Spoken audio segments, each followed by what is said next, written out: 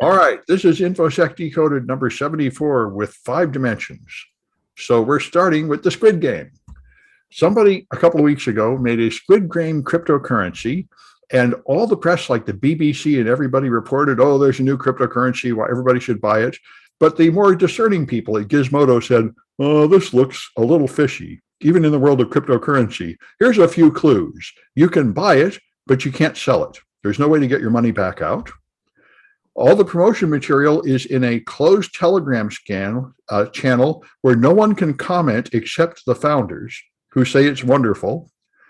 And I said, we don't recommend investing in this. And a few weeks later, they had a new scam I hadn't heard of called pulling the rug out. The founders kept some large amount of the coins. And so after it made it up to like a few $1 million in there, they just sold it all, making the price fall to zero and leave. Then they turned off the website and they're gone. And, there's various entertaining things here. In the first place, I mean, who couldn't see that this is worthless? In the second place, is it actually a crime? I wonder under what circumstances you invest in something. Anyway, but now they all lost their money. 3.3 million gone that way. And now they're saying, hey, everyone should have warned us they shouldn't have made those uncritical articles. But I have sympathy with the BBC. It says, there's 1,000 altcoins. Somebody makes a new altcoin. How are we supposed to know that it's more of a scam than all the rest? Anyway, then Quentin Tarantino is taking scenes from Pulp Fiction, I think unaired scenes, and selling them as NFTs. And the current NFTs are sold on public blockchain, so everybody can see who owns them. And in fact, they don't connect you to actually seeing it. This one here claims two things which are new. One is it's on a new privacy-preserving NFT blockchain called the Secret Network. So you can buy one of these and people can't tell who you are. And the second thing is somehow it provides authentication, so only the owner of the object can view the scene, which all sounds extremely unlikely to be true to me, because the previous NFTs have been totally exposed by Moxie, Marlinspike. They don't actually store the data on the chain. All they store is a URL in the chain, which points to a server where you can put anything you want. Now, you could totally have a page with a password on it or something at the server, but they could just change it tomorrow or it could go down, and then you've got nothing. And there've been so many scandals about NFTs last week. One of the major NFT makers said, we need to find a way to end right-click or this will never work. And there's something called Bored Apes NFTs, and somebody bought some. And then he said, hey, somebody tricked me with social engineering in Discord and stole my apes. So all the two major exchanges for selling NFTs canceled his apes, so nobody can sell them. And then they're trying to give it back to him. And then a bunch of third-party people came up and said, wait a minute, I thought the whole point of the blockchain is that sales are final and nobody can undo things. And how do you know this guy owned them in the first place? He's just some random guy on Twitter claiming he owned them. This could just be a scammer taking them now. And you can just cancel them. You can return them. Wait a minute. If you can do that, then what's the point of the blockchain? This might as well be just the Bank of America. So everybody is screaming and yelling and hair on fire about it. Anyway, everybody's jumping in NFTs like they're legitimate, even though they make no sense at all.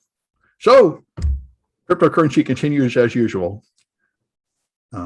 Someone explained it on Twitter last week with a good summary. He said, here, hold this hand grenade. It's going to go off in some random time, and you get $10,000 for every 10 minutes you hold on to it. Now, how long are you holding on? That's basically what it is. There's another Tether scandal. Tether has been investigated and found to have no actual cash backing up any of their several hundreds of billions or trillions of dollars. And they pump up Bitcoin with it by just printing more Tether. So at some point, it will all crash, and we'll have 1929.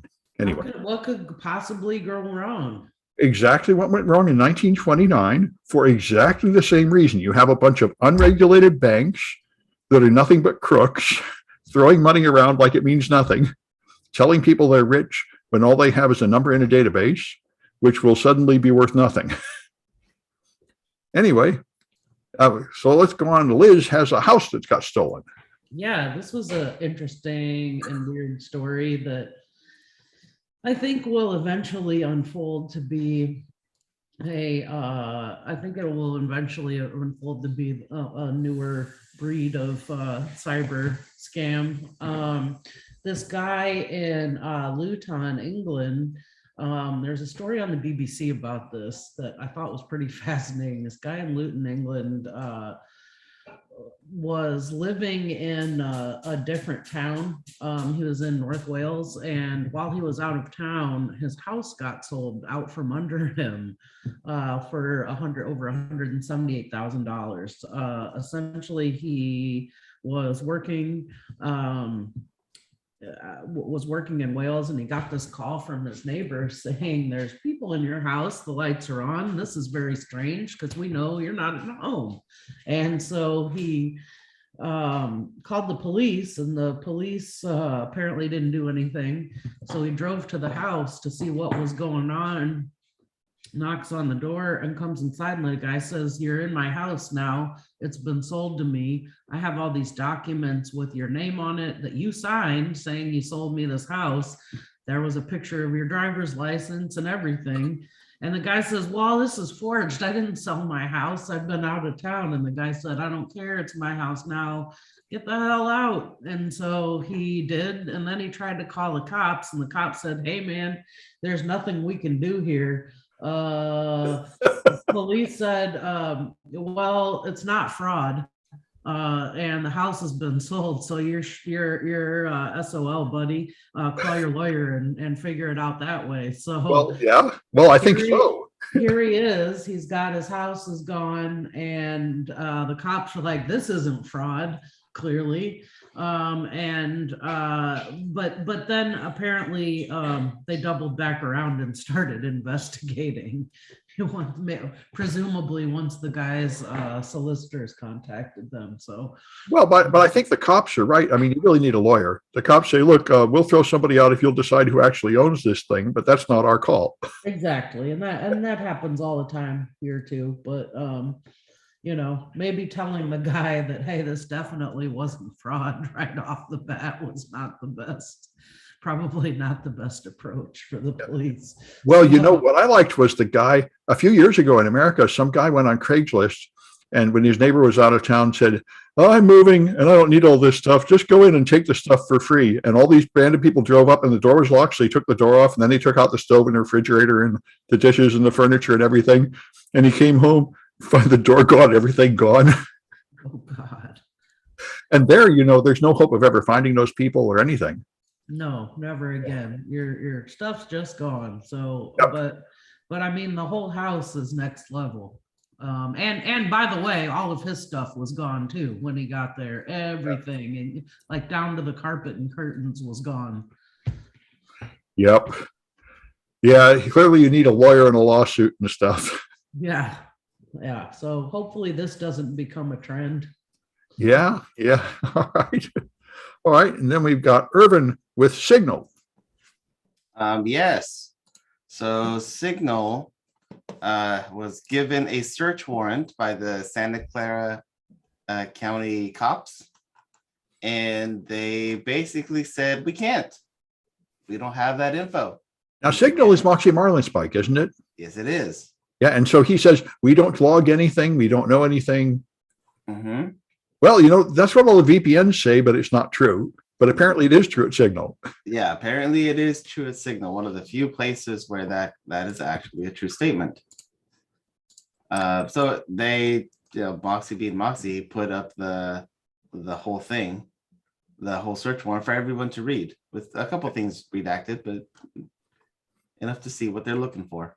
Yeah, and he's talking to like the ACLU and Jennifer Granick and a lot of heavy hitters saying, how do we organize this so we don't log anything? And we do respond to search warrants by giving them everything we have, which is like some meaningless cookie number for you or something. Mm-hmm. Well, that's great. Yeah. It's nice if there were more people that could actually do that. Now, what'll happen though, is this is what happened to, I think it was either Jacob Applebaum or it was the guy that went to Russia. Edward Snowden's email service was also private, and they came to him with an NSL saying, "You must put malware on your site, find out this guy's stuff, break all your security features, and never tell anybody." And the guy just closed the business, and they said, "Tough, closing the business does not free you from the obligation to hand over this data. You have to go through your backups and find this data and give it to us." So it's The problem is, I mean, Moxie has this nice extreme privacy thing, but the fact is, the feds can compel him to break it and to lie about it. So that's a fun fact. Anyway, so Alan's got the NRA. The NRA has been hacked, and In addition to the boss, the leader going to prison and stealing all the money, right? Wayne LaPierre, or was it? Yeah. Figure? Yeah, I thought.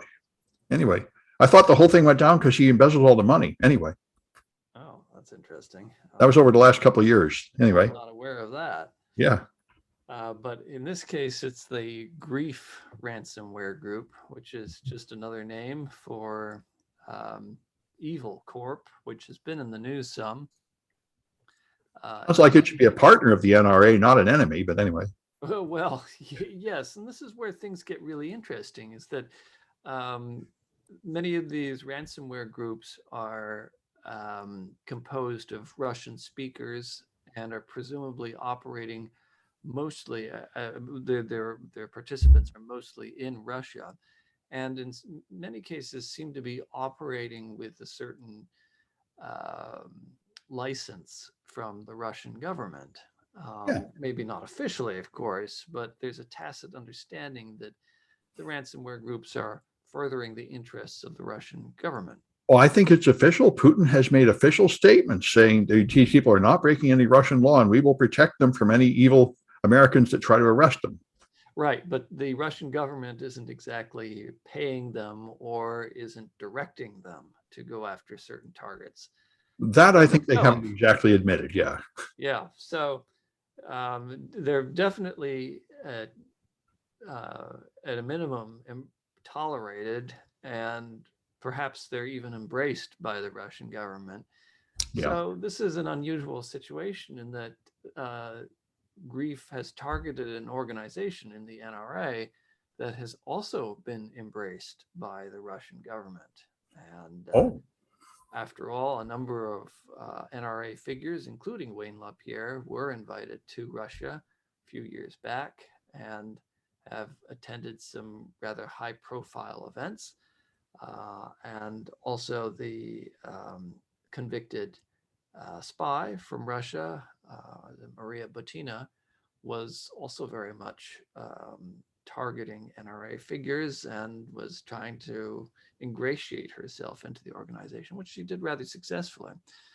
So at any rate, it's interesting that Grief has gone after the NRA, and maybe they just happen to get lucky with just one of their many targets. And now the Russian government's going to be mad at them, and so they'll have to relent and give the NRA all the keys. Or maybe this is more concerted and they actually targeted the NRA for a reason. Hard to know, but an interesting situation, and certainly one that might have consequences for the NRA if Grief decides to post data from this breach. They did drop a few documents, but nothing very revealing. So maybe Grief gets paid off, or maybe Grief doesn't get paid off, because Grief is on the watch list from the US government. Yeah, so the NRA cannot legally pay them, right? They cannot legally pay this organization, right? And it's pretty obvious that if they do. So yeah. Well, that's interesting. And I didn't know the NRA was that closely tied to Russia, but it does make sense because there's certainly a way to like divide America, and that's Russia's goal.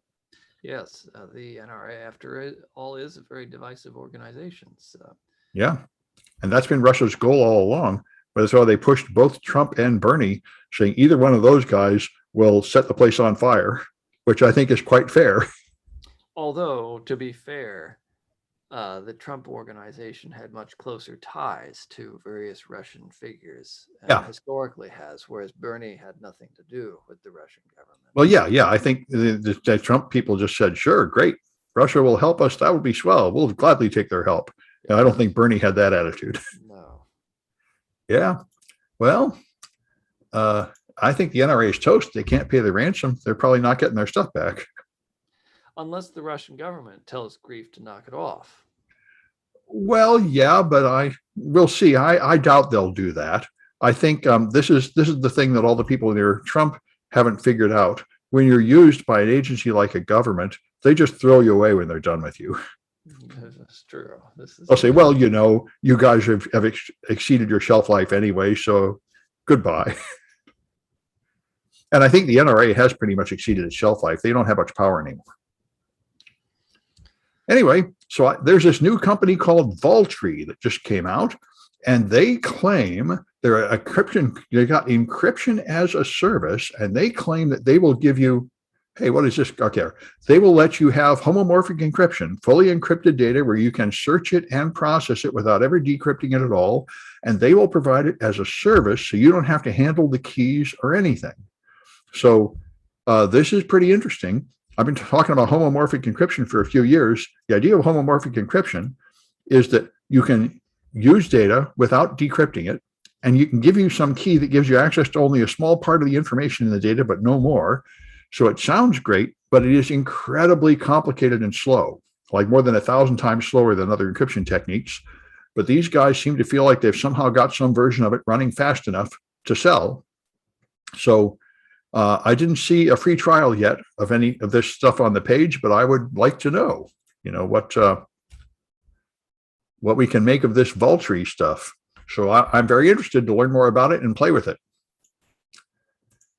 Anyway, then Liz has got fake jobs. Yeah, so this is pretty interesting, I thought. It's a story in ProPublica about the way that there has been a market increase in scammers using job posting to harvest people's identities for scams, which when you think about it, makes a ton of sense because when you apply to jobs, oftentimes you're sharing all of your PII and uploading copies of your documents. I've even had to upload a copy of my passport before for a job, which thankfully turned out to be like legit in that case, but it's not always the case, unfortunately. And now also, especially now with lots of people out there looking at new jobs and trying to get hired, the victims are ripe for the picking. So they are really kind of amping this up. And there was one sort of interesting example in here where the scammers had just registered a domain that was very similar to Spirit Airlines. It was just like Spirit Airlines with one extra I in it, and they'd harvested a bunch of the resources off of the website so that it was using the same pictures and colors and text fonts and all that. And then it asked people to upload a copy of their driver's license, which is pretty common through a job application process, which I think is BS. You should really only be requesting that kind of thing of your employees once they're going through the hiring process and once they get connected with HR and they get all their forms filled out. I mean, the employers really ask a lot up front. That's just part of our whole broken hiring process. But be careful when you're out there applying for jobs, and really take a second and third look at the application portals you're submitting your applications to. Yeah.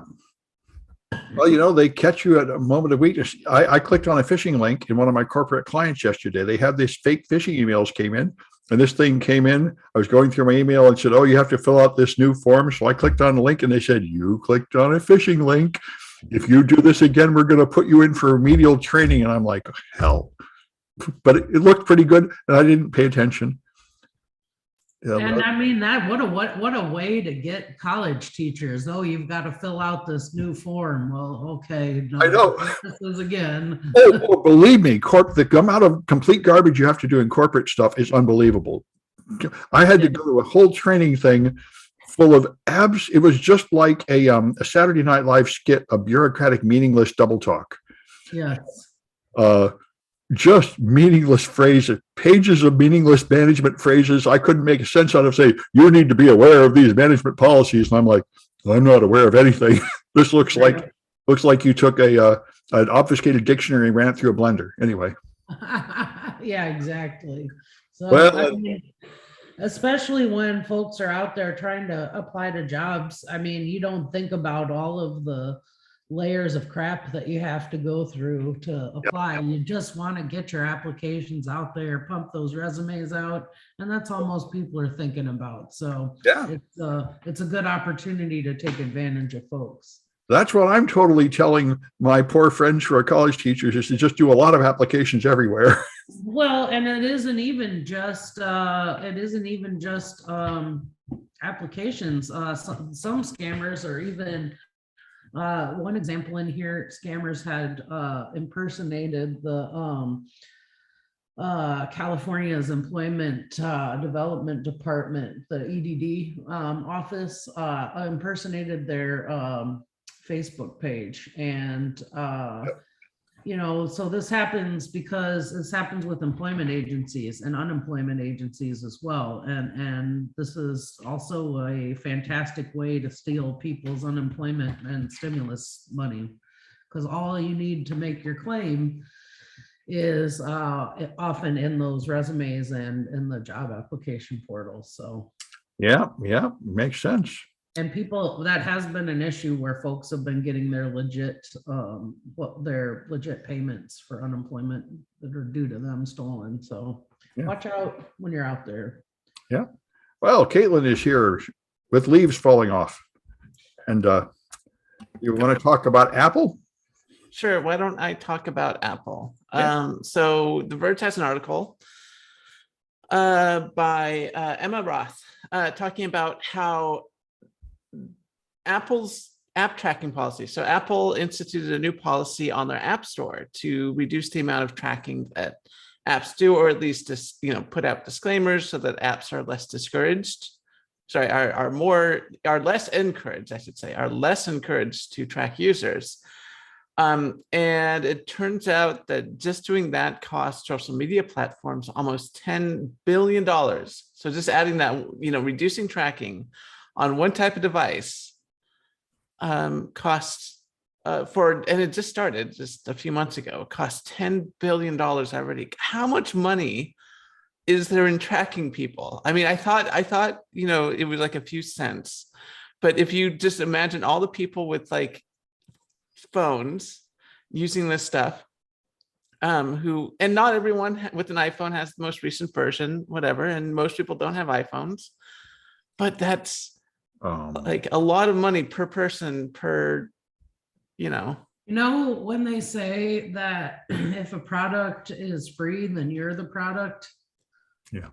I'm extremely skeptical of that number because I think YouTube has like 25 other ways to track you. And Facebook certainly has 25 other ways to track you. So removing like one cookie doesn't really mean they don't know who you are. Yeah. I mean, yeah, that's the other thing too, is that of course there are other ways to like throw ads, even non-targeted ads, you would think would still be valuable. It's just this large number seems either wrong or ridiculous, because $9 billion is a lot of money per user to be tracking them, and that's it's 9 billion total among all the users, but even among all the users. If you think like, let's say there's like 10 million users or even 100 million users, 10 billion is a lot of money per user. Yeah. Well, anyway, all it means, of course, is they just need to develop a new tracking scheme that punches through Apple's privacy shield, which is what everybody does. That's what Uber did. That's what everybody does. Yeah, exactly. Yeah. All right. Anyway, and then I might as well go on to your nonprofit websites. Right. And speaking of ads, so to follow up on that, the Markup has an article talking about how nonprofit websites also now have ads and stuff too. And this is a big problem, because if we think about what a lot of nonprofits do, for example, like Planned Parenthood, where you might want to have some privacy about what's going on with your medical, family planning and stuff like that. They are running ads which are tracking you and tracking what you're doing on these nonprofit websites, which once again can be pretty sensitive regarding what you're doing on them. And not only that, of course, these are not-profit sites. So you kind of expect a certain amount of non-competitive corporate, BS on these sites. But of course, they're trying to make ends meet, and they have these ads on their sites. So anyway, it's a problem. And I would imagine it's just a lack of technical knowledge. They probably don't realize that when you put an ad on there, you're giving them the right to like steal everything. Yeah, and that's exactly what I was going to say. And also, some of these nonprofits are using free website builders, like Wix and stuff, that have that stuff already embedded into it as part of the package that they use. And so they don't even think about that stuff. That's what subsidizes the free like WYSIWYG website editor or whatever. So it's just already embedded in there. And yeah, it reminds me of a nonprofit I knew where some guy was going through his lab of machines installing malware on them because he believed it was a fake anti-malware product. He didn't, if you don't know what you're doing, you just make things worse instead of better. All right. Anyway, then we got Irvin with the new Linux kernel. Yes, the new Linux kernel. It's a 5.15 is out or going to be out. Is out? No, it is out. It's the LTS, the long-term support, and it has a couple of interesting things, like it has support for NTFS versions 3.1. What version of NTFS are we using now? I can't keep track. Me either. Yeah. But it does support all the way up to 3.1. It has better support for ButterFS, which is a problem I had a while ago. ButterFS? Yeah, ButterFS. What is that? It's basically like RAID, but software RAID. Wow, you're using that on your SAN or something? Yep. Oh. Yep. It supports a bunch of more hardware, so that's always cool. Mm-hmm. Can work with Hyper-V clients, which that's awesome. It can support up to the year 2038 for the XFS file system. Mm-hmm. I haven't tried XFS yet, and a bunch of other drivers like the Nintendo Wii for whatever reason. Yeah. Well, sounds good. Are any of the big distributions incorporating it yet? They're usually pretty far behind. Yeah, they're usually far behind. I haven't heard of anybody using it just yet. Yeah. Well, that's good. All right. And then we got Alan with cake dust. Not cake dust, luster dust. That sounds even less appetizing. Oh, it sounds horrible. And if there were any, if you needed any additional reason to scrape off all of that frosting from the cakes and cupcakes in your life, well, here's yet another reason. The CDC has published in their morbidity and mortality weekly report findings from the public health. Just the thing you want to look at when you're thinking about cakes, Yes. Some light reading for the beach. Yeah.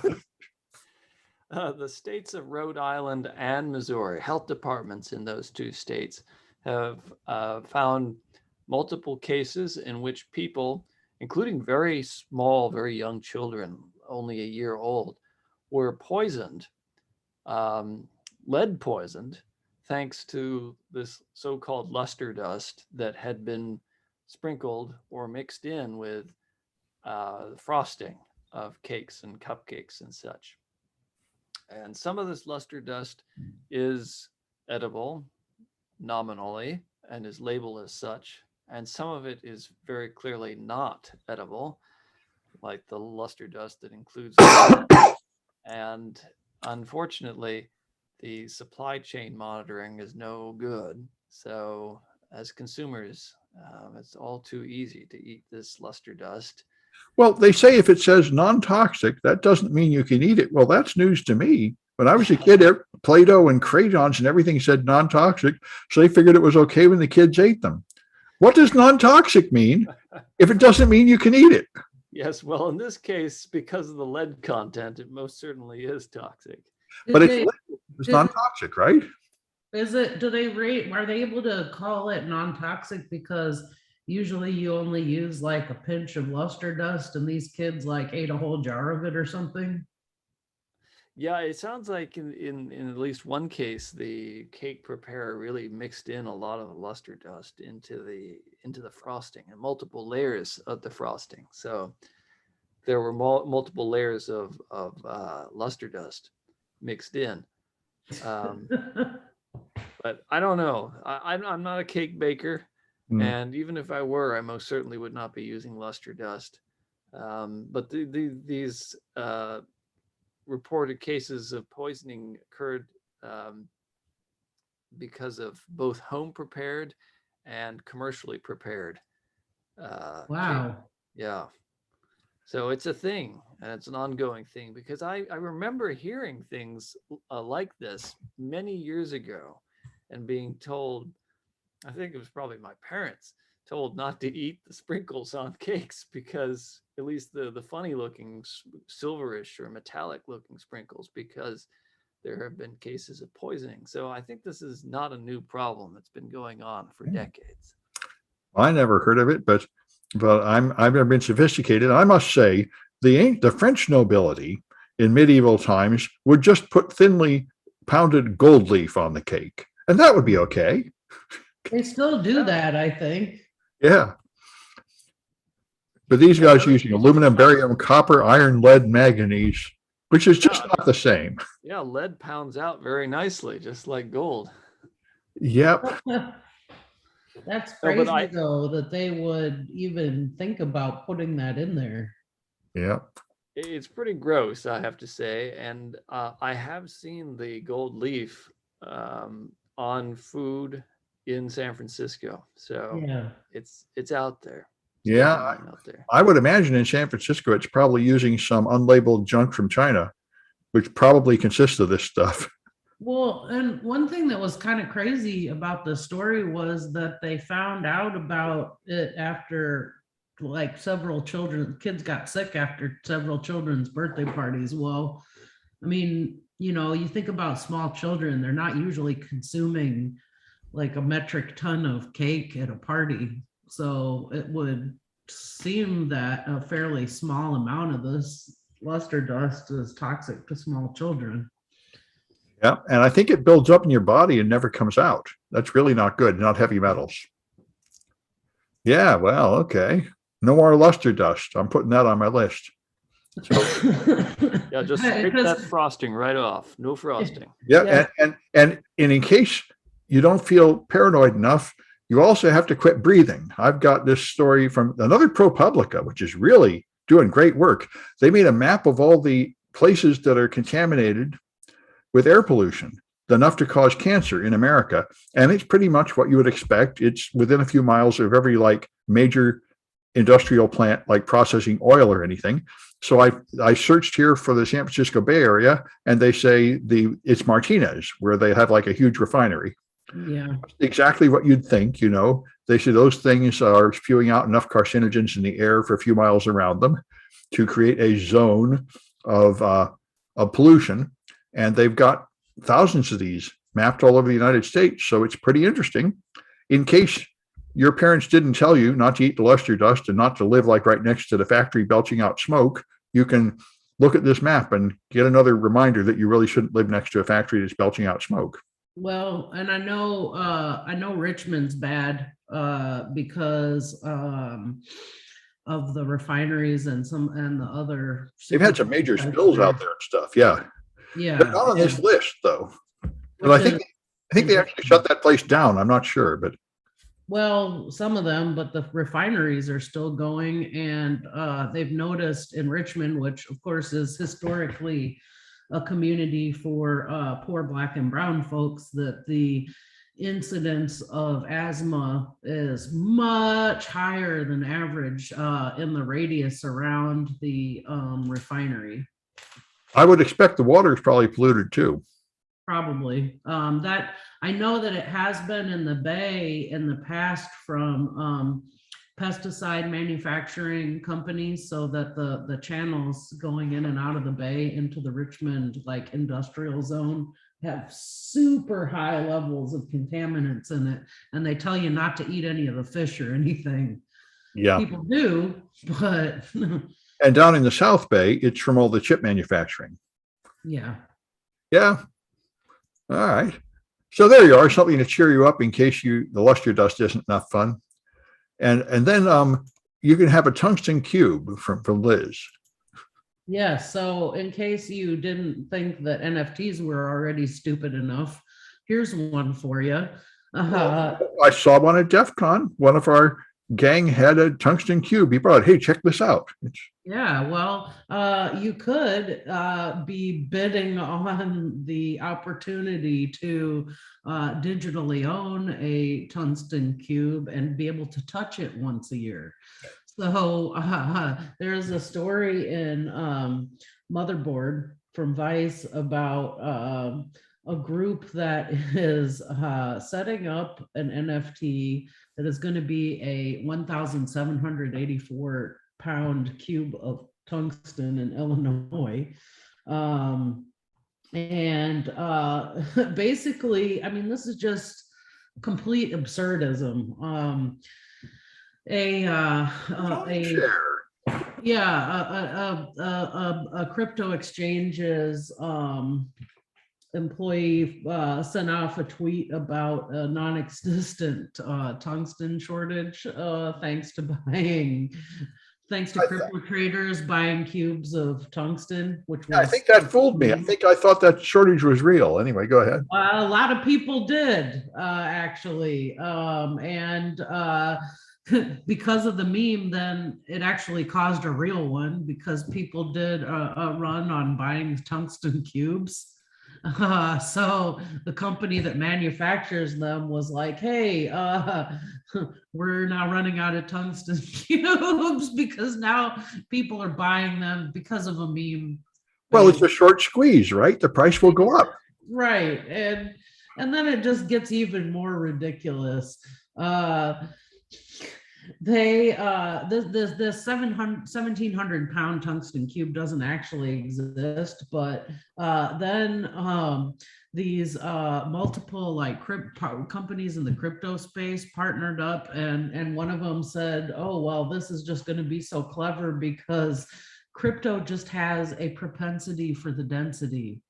So they decided to set this up as an NFT and offer people the chances to bid on this. And people are actually bidding on it. And right now it's up to like over $200,000. And if you win, what you get to do is you get one visit to see, photograph / touch the cube per calendar year, which will be supervised by a representative of the company. And you can only do it once a year. They won't let you do it twice a year. And they need 10 weeks after the auction closes to actually build the cube. So, you know, if you have too much money, an excess of money, and a deficit of cents, definitely go bid on this. You know, I wonder, like within 1 year, how many of these NFT products are going to be on blockchains that have been abandoned and died, and the websites are down, you know. Yeah. That's why I see some other articles here where someone said, what you do with your NFT is you borrow money, use it as collateral, and then default. That's probably the only way to get any money out of it anyway. Yeah, what if Midwest Tungsten folds and I still want to go touch my cube in 30 years? Then what? I would imagine they will probably never actually make the cube. How long would it be before anybody noticed? Anyway, all right. And so then we got Kaitlyn with flights on hydrogen. You know, I have a feeling they've tried that before. Right. Yeah. So there's been some attempts at getting airplanes off jet fuel.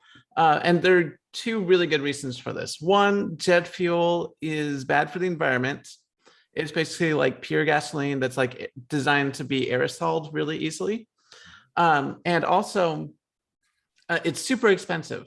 And so if you've ever done so when you fly a private plane, You actually have gas stations at the airport, and you fly. I don't say fly. You taxi up to the gas station, and then it's just like you would put gas in a car, except that it's all funky and you don't have like the locks and safety stuff.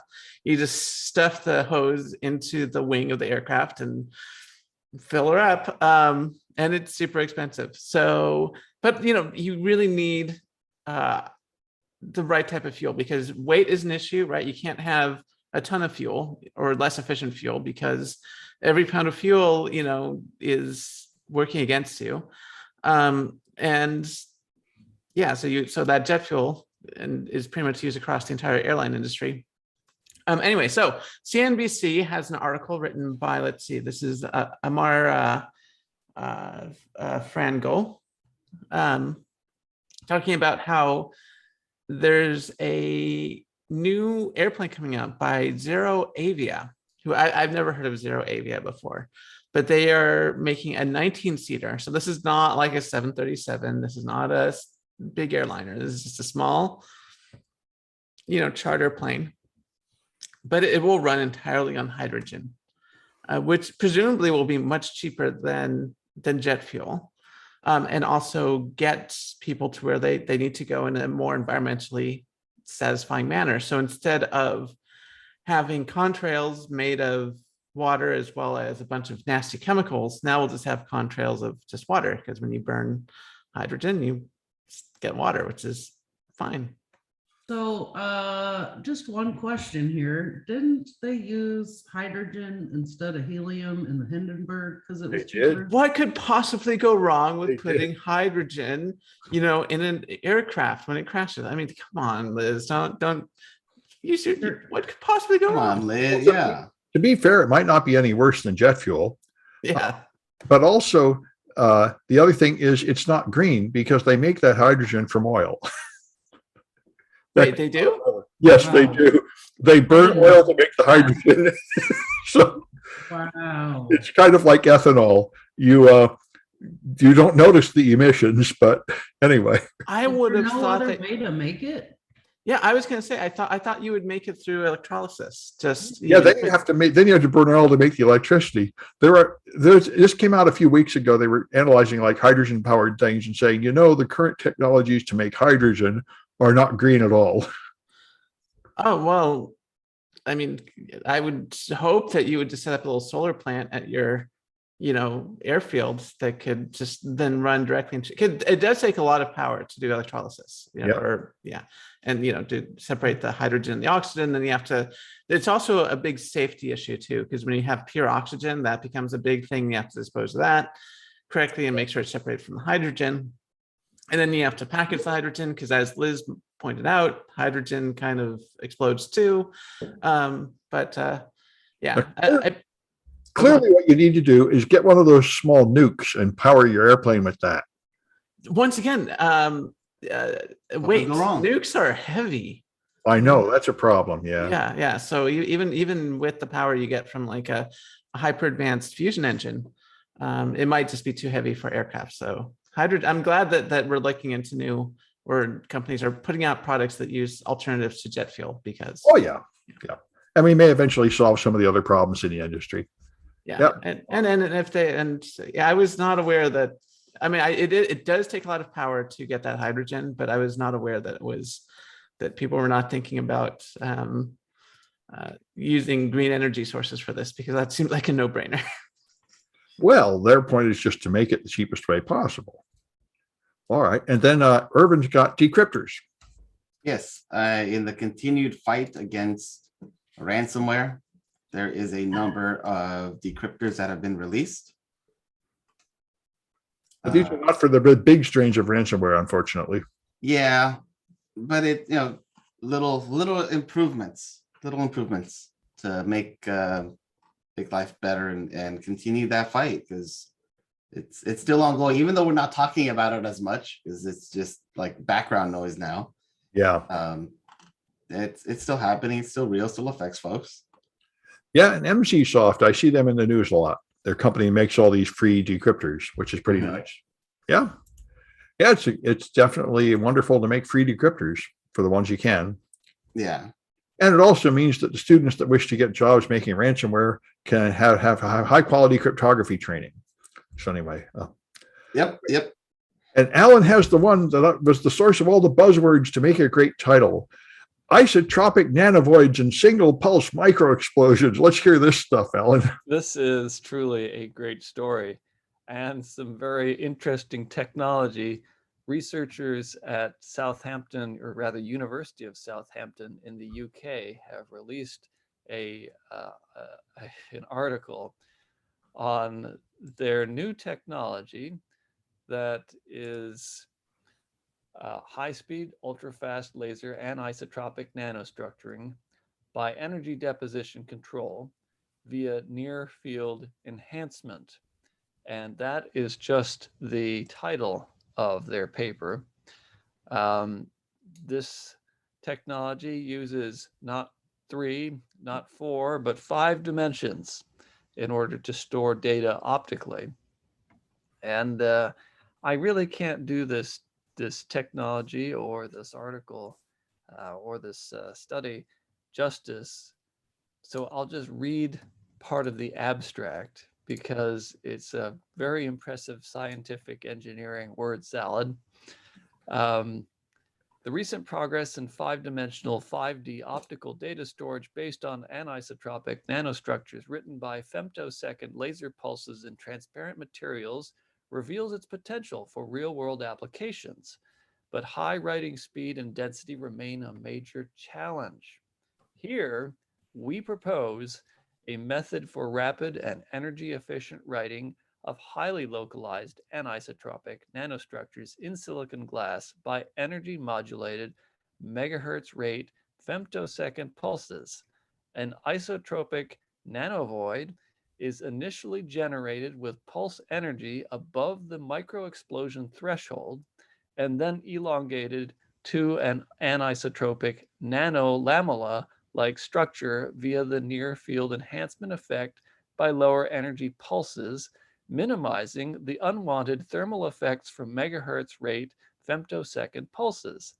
The anisotropic nanostructures are exploited for 5D data storage with a rate of 10 to the 6 voxels per second, corresponding to a demonstrated fast information recording of approximately 225 kilobytes a second, and potentially high density data storage of approximately 500 terabytes per disk.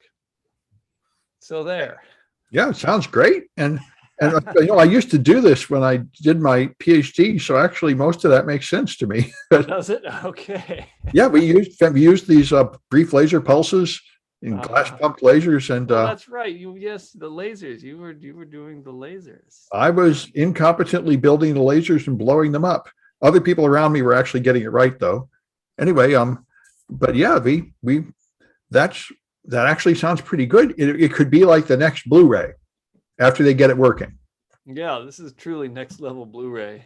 Yeah. Although I noticed that they're saying 225 kilobytes per second, which is incredibly slow. Yeah, no, they said you need to speed it up, and I'm sure you need to make it cheaper. But putting 500 terabytes on a disk, you'll need that so you can go into the metaverse. Right. We're going to need all this storage for the metaverse.